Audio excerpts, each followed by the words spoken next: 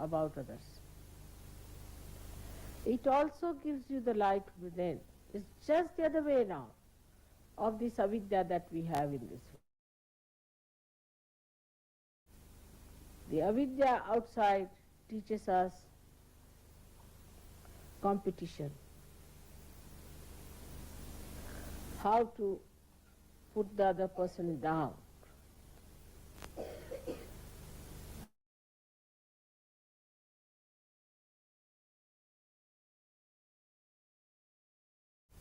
This knowledge is not secure at all.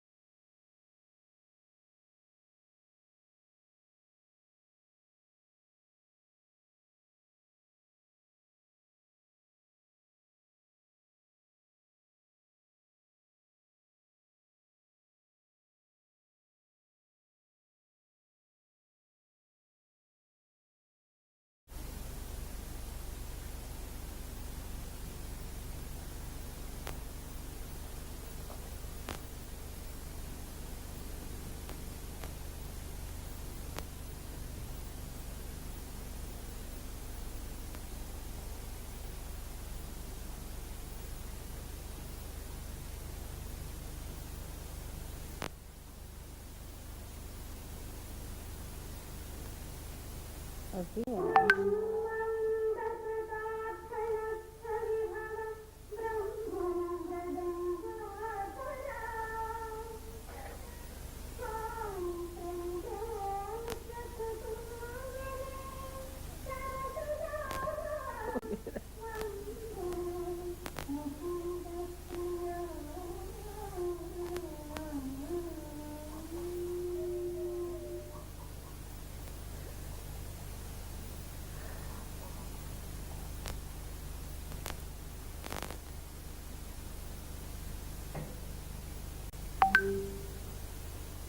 That's not the one.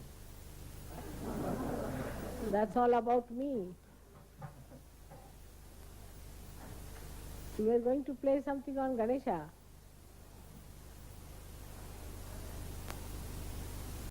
Not possible, then let it be.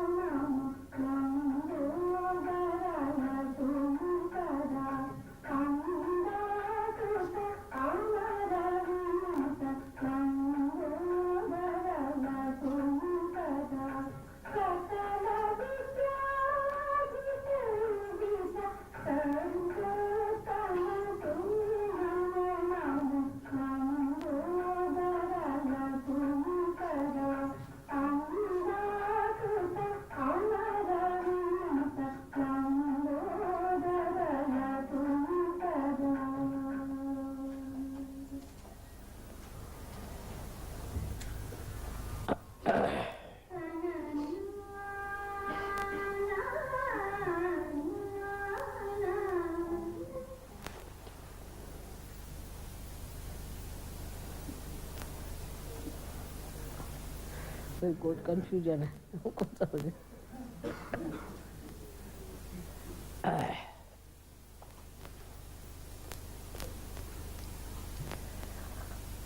The first, we bow to Sri Ganesha.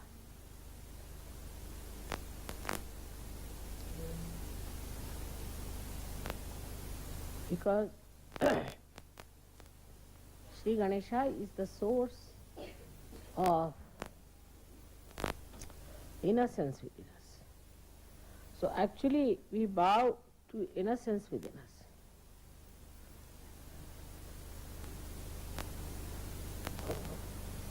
And this innocence is the one gives you the enlightenment.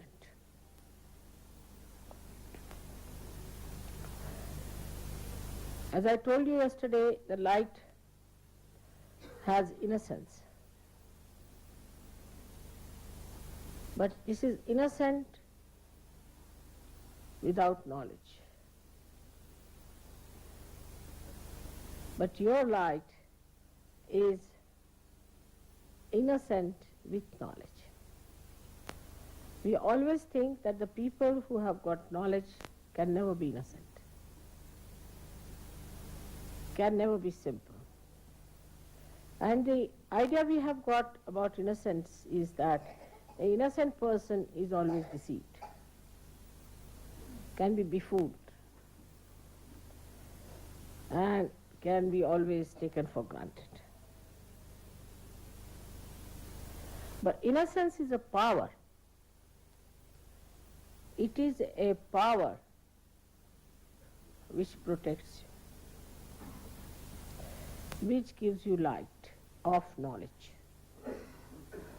Knowledge that we have in the worldly sense is how to exploit others, how to cheat others, how to make money out of them, how to make fun of others, how to look down upon others.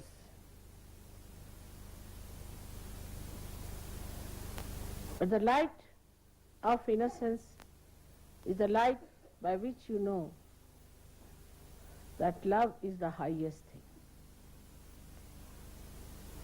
And it teaches you how to love others, how to care for others, how to be gentle about others. It also gives you the light within. It's just the other way around of this avidya that we have in this world. Just the other way around. The avidya outside teaches us competition, how to put the other person down, because it has fear. It is insecure.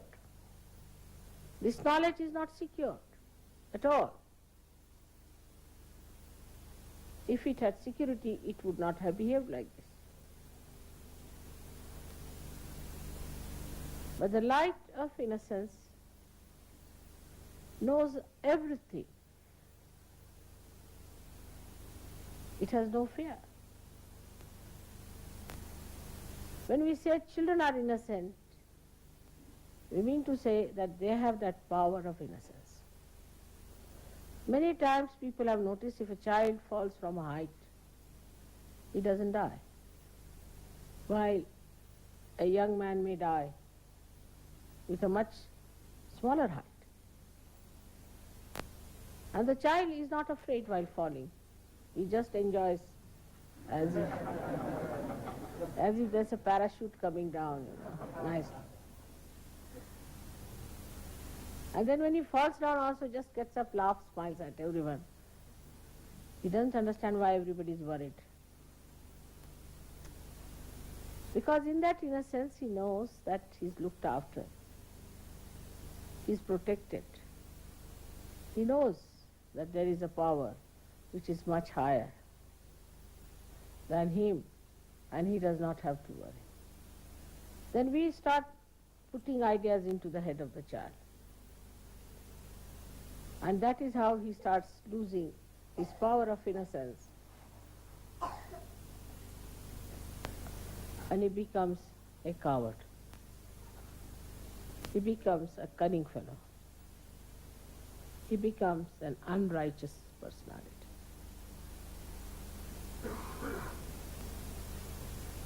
But still we would say that the innocence of children is innocence of ignorance. In a way. because they do not know the dangers of life. But the light of innocence knows all the dangers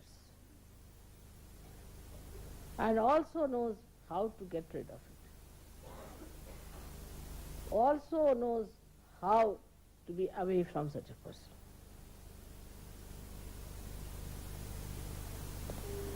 There was a wise man who was going on a staircase. And there was a stupid man coming from the other side, foolish man. So foolish people are always aggressive. That is one of the signs, because they have inferiority complex. So the foolish man says to the man who was coming up, he says, one had to move on one side. So he says, I don't move for fools, the foolish one says. So the wise man says, I do, and he moved.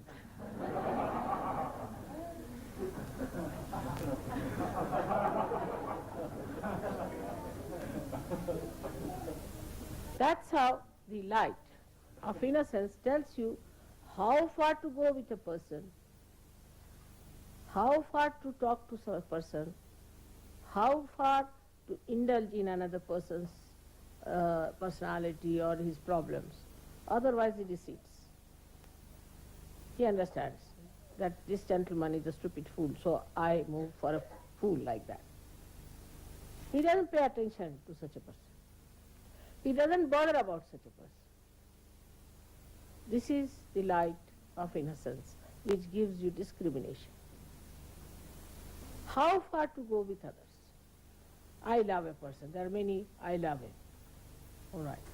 The another person may kick you, may hit you, may trouble you, may become absolutely, horribly possessed, but still you are just mad out in love with that person without any self-respect.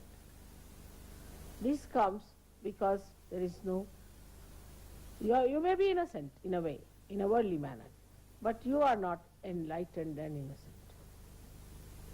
When you are enlightened and innocent, then your innocence is a power which gives you, first thing is discretion. Supposing you take a light in your hand. Now you know whether it is a snake or a rope. But if there is no light in your hand, you cannot see. But even supposing it's a snake, you might run away. Or if you are a stupid fool, you will say, all right, come and bite me. I would like to see how it works.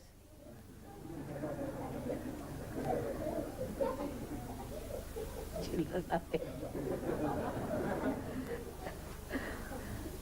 But if you are an enlightened person, then you will tell the snake, now let me be alone, all right? Bye-bye. And the snake will know and it will go away. Or if the snake is a sinister one, you may just look at the snake and snake might run out. So this power of innocence is a very, very important thing. And that comes to us through our enlightenment alone. So we are, say, in a state which is ignorant and innocent. Innocent and ignorant. Then people are no more innocent nor ignorant, but they are not enlightened. They become cunning.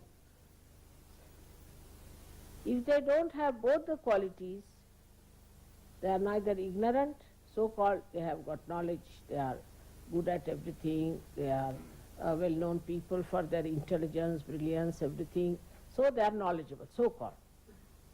So such people we could call as the people who have got the knowledge in the worldly sense. But they have no innocence. So they start devising methods. The innocence which is there, which puts a little control over such a mind, is lost. Because they think innocence is stupid, They don't respect their innocence. So they start maneuvering people, doing violent things, doing harmful things, saying nasty, sarcastic things, all these things the brain starts working. Because it cannot get back to its innocence. So we don't like such people later on, we don't want them. Then they develop ideas that we are higher people, we are chosen people, we are better people, then they develop all these ideas. Then all of them club together. So ignorance is added as a so-called knowledge, you see. Inside is completely ignorance, outside is knowledge. And added up like that. They do not want to seek there inside. And they are satisfied with their outside so-called knowledge.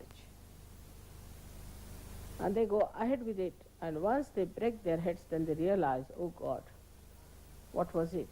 Inside is all darkness. We cannot live with all the windows closed hermetically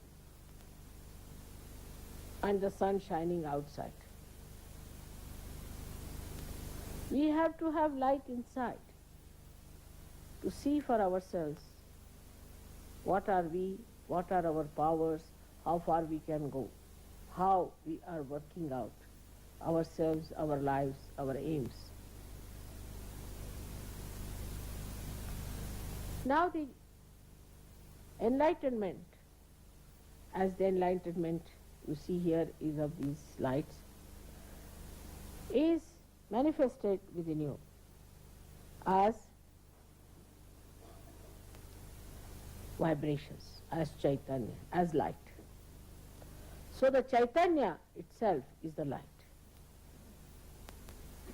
But the difference between this light and that light is such that this one will only tell you as far as your eyes are concerned.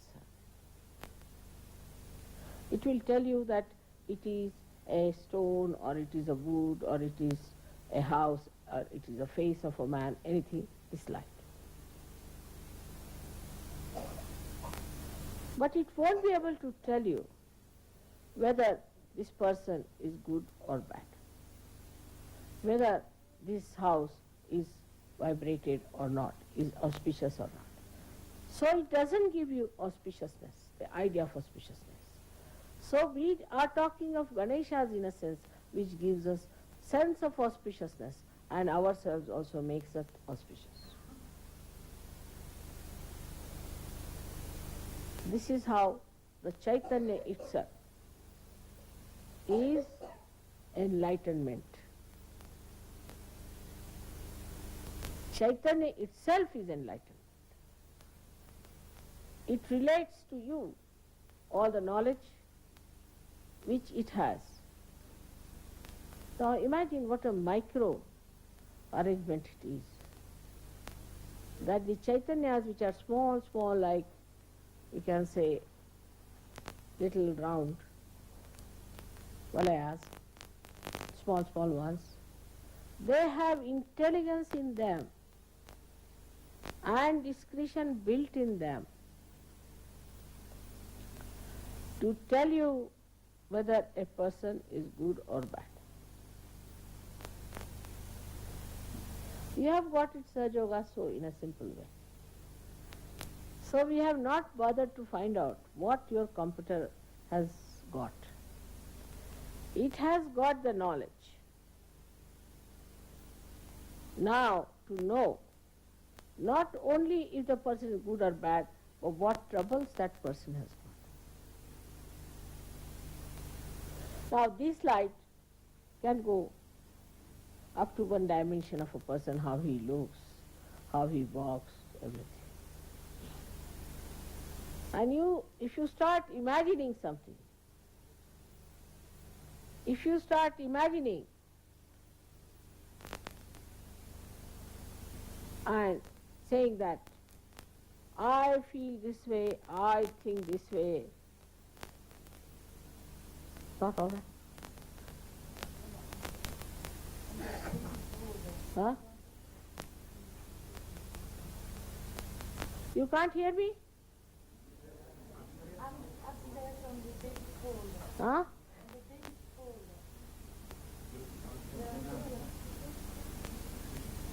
What is it? There will be a video for the mothers with the children and they can't hear it. It's upstairs. Upstairs.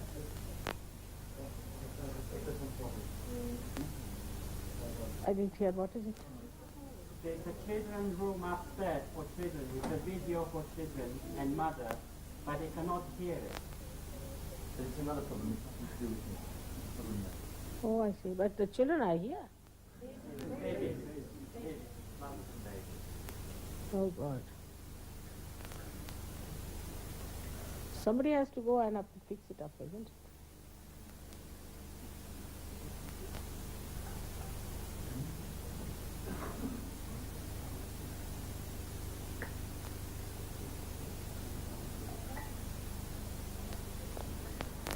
I think you should have tested it before, isn't it?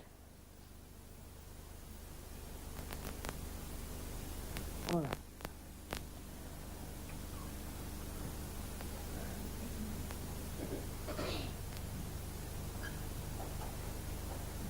So the Chaitanya that is within us, which is flowing out, which we are receiving from all over, is all pervading, is in every molecule pulsating,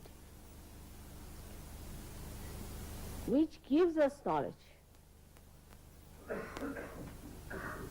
about each and every matter, each and every animal, each and every human being, and each and every deity.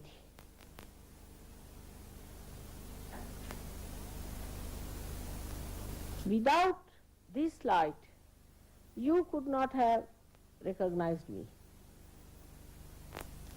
You could not have recognized any deities. You could not have known your position in life and your aims in life. You would not have known what is your purpose of life. Why are you here? Are you here just to make some money, put some in the insurance, some in the shares? Of course, now nobody will do that. And get some house and dance on the fingers of your wife, or the wife has to dance as the dictates of the husband. To bring up children somehow. Are you here for that? This Chaitanya tells you very clearly, no. Because if you get more involved into these things and become completely cut off from the collective happenings, then this light goes off. As soon as this light gets disconnected, you can't have any light.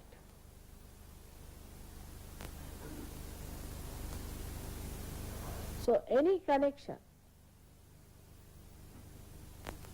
whatever you have with the vibrations, has to be very strong and has to be absolutely intact and steady.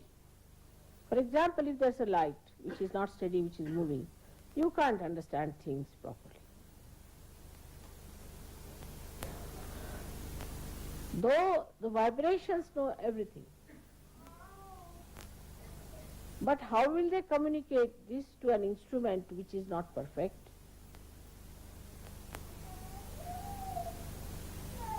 Which does not respect vibrations, which does not communicate with the vibrations. Please take the child out. Don't try to push the... No, don't do that. No, don't. I should not lose temper with children, you know. They are crying, they must be wanting something.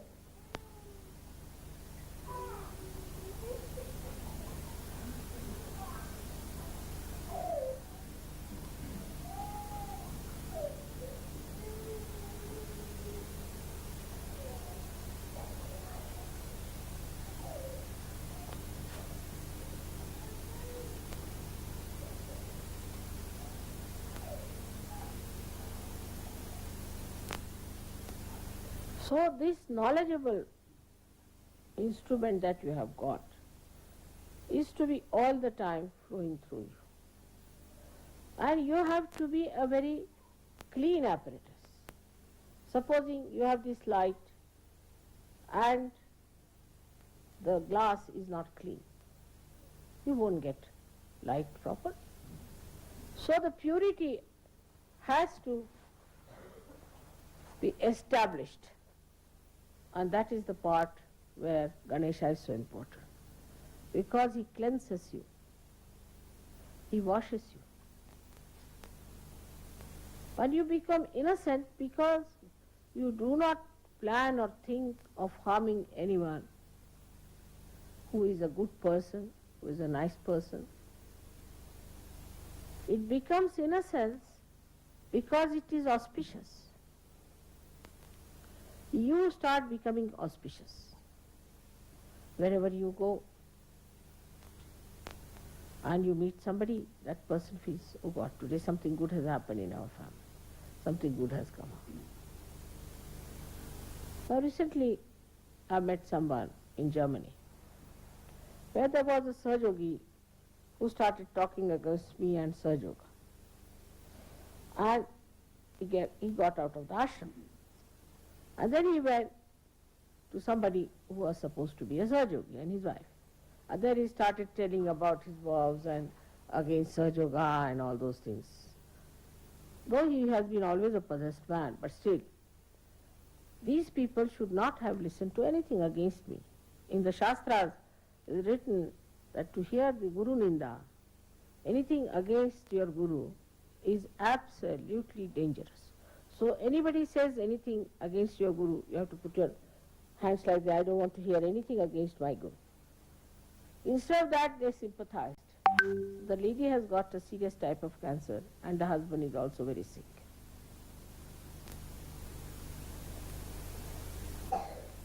Now one has to understand that if you are going to cross this ocean in a boat, all of us are there, and one wants to put one foot into the mouth of a crocodile, how can we save such people? Then it's better that they should go to the crocodile than to the boat. But those who try to sympathize and put another foot in the crocodile, then they have to be in trouble.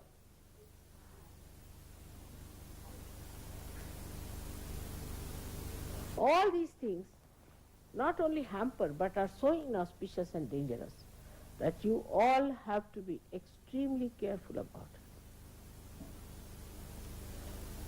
it. You need not tell people that you are evil, you are bad or anything, but just get out of such people. Have nothing to do with them. You say, we are sorry, we can't do anything about it. You do what you like. It's not our responsibility. And there you should not be weak. You should not feel embarrassed or delicate about it. Tell them off, nothing doing. We cannot help you here. We are sorry, you work it out yourself. Because this light is a light which nourishes you and strengthens you. The light of the Spirit must give you that strength within you. You become a strong personality. You become a personality which can withstand lots of things, even crucifixion, but it can also fight. It has all the qualities built within itself. Like a person who has a temper. No, it's not a very good person to be with temper. It's not good for a Sahaja Yogi to have temper. But if somebody says something to you against your mother, you have to have temper. That's the place we have to use temper. You can box that person, doesn't matter.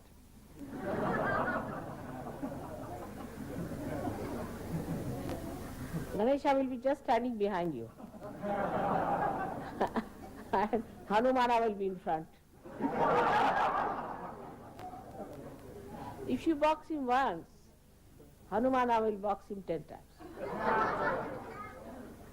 So, that time the anger has meaning. Now, people say one should not have greed in life. Yes, one should not have greed. But if you have got greed for vibrations, it's a very good thing. You should be very greedy about vibrations. Wherever you get vibrations, you must rush and try to get more vibrations. Greed is all right. You should have that greed within yourself. If you don't have that greed, how will you be able to overcome the other attractions? It is very surprising. I always wonder about human beings, which I have never been able to understand myself.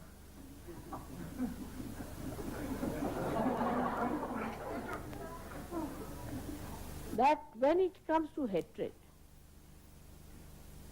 they are the best. If they want to hate someone, then you can make them sacrifice everything that they have. Under the name of God, under the name of nation, under the name of anything, whatever you want. You just have to say that we have to hate someone. Immediately they'll gather round. They'll pass through all kinds of ordeals, sacrifice everything, go to jails. They will kill themselves, commit suicides, just if you tell them we hate someone.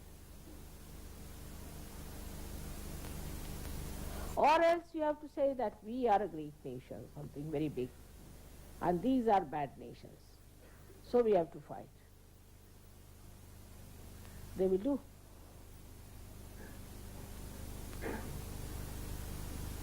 It is very surprising that even when it comes to political revolutions and for their political freedom, they can go to any limit of sacrifices. The other day I was watching Lenin's fight. I was amazed. This single man, Lenin, who was always in the exile, used to only write. We have to fight, we have to get this, we have to do that. Though he was a realized soul, but still, he didn't write about spirituality. He wrote about political struggle. And 3 times there was an upsurge, and thousands of people you find in every place being killed just like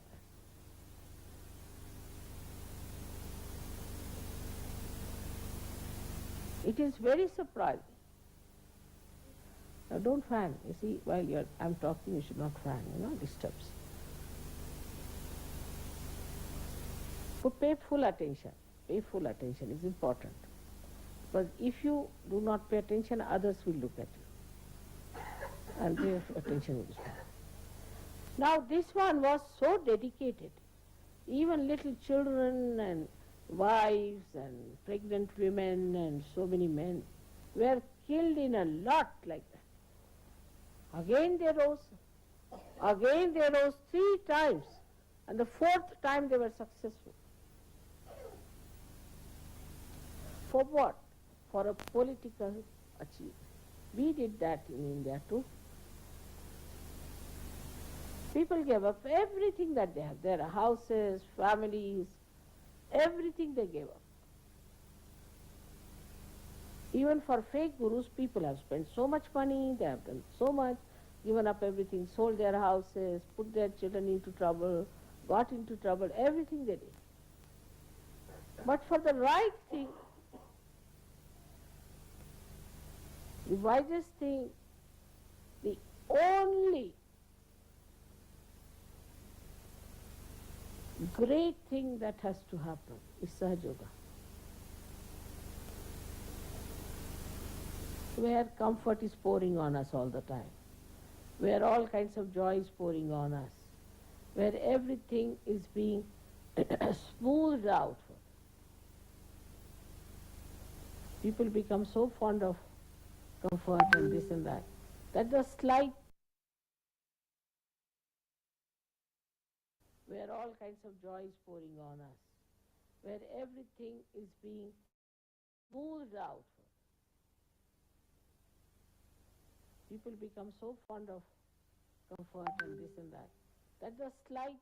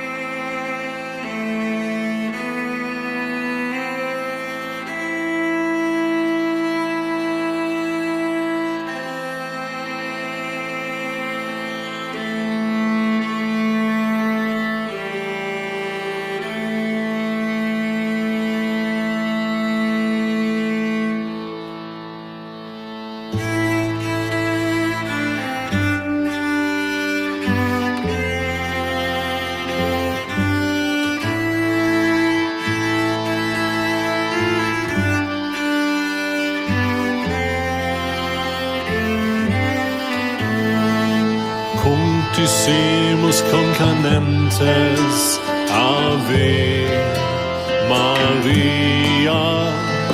Contissimus concanentes, Ave Maria. Contissimus concanentes, Ave Maria. Contissimus concanentes, Ave Maria.